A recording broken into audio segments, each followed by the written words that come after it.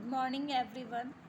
Chapter second read कर रहे थे हम हिंदी में। ठीक है, भाषा व लिपि के बारे में पढ़ रहे थे कि भाषा और लिपि क्या होती है। तो हमने देखा कि जो पशु पक्षी है उनकी जो आवाज़ें हैं वो एक प्रकार की ध्वनियाँ हैं, और ये ध्वनियाँ और आवाज़ें जब लिखी गई या इनका जब हम विकास हो गया तो इन्हें हम जो है भाषा कहने लगे। देखिए आगे, माँ मुझे बहुत भूख लगी है, जल्दी से खाना दे दो। बच्चों, आज हम आपको चाँद के बारे में बताएंगे। तो यहाँ देखिए, एक बालक अपनी माता से भोजन मांग रहा है और यहाँ एक अध्यापिका अपने शिष्यों को पढ़ा रही है।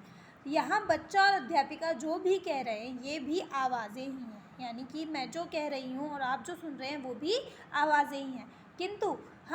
किंतु इन्हें हम बोल सकते हैं और समझ सकते हैं, और बोलने के साथ साथ इन्हें हम समझ भी सकते हैं। तो जिस माध्यम से हम अपनी बात एक दूसरे तक पहुंचाते हैं उसे भाषा कहते हैं। तो वह माध्यम जिसके द्वारा, माध्यम का मतलब है ऐसा साधन जिसके द्वारा इस व्यक्ति के मन की बात इस व्यक्ति तक पहुंच सके और इस व्यक्ति के मन की बात इस व्यक्ति तक पहुंच सके, इस साधन को हम भाषा कहते हैं। तो जो आवाज़ें हमारे कंठ से प्रकट होती है, जो हमारे मुख से ध्वनियाँ निकलती है, उन ध्वनियों के माध्यम से हम एक दूसरे की बात को समझ सकते हैं, और यही जो हम बोलते हैं यही हमारी भाषा कहलाती है। तो जिस माध्यम से हम अपनी बात एक दूसरे तक पहुंचाते हैं उसे हम भाषा कहते हैं।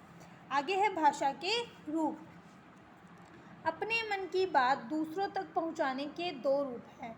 पहला है मौखिक रूप और दूसरा है लिखित रूप। तो देखिए, मौखिक रूप, सबसे पहले हम मौखिक रूप की बात करेंगे।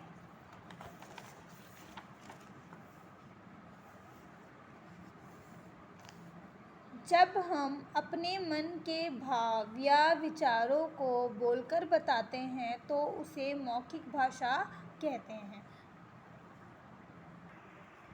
ठीक है, तो अपने मन के भावों या विचारों को जब हम बोलकर बताते हैं तो उसे हम मौखिक भाषा कहते हैं। जैसे हम देखते हैं, आपस में बातचीत करना मौखिक भाषा का ही उदाहरण है। मौखिक भाषा का मतलब है बोलकर अपने विचारों को प्रकट करना और सामने वाला उसे सुनकर समझे।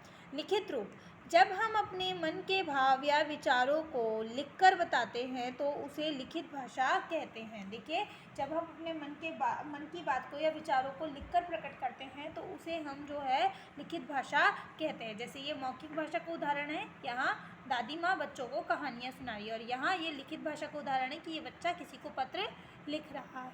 ठीक है, तो मन भाषा के दो रूप होते हैं, मौखिक और लिखित।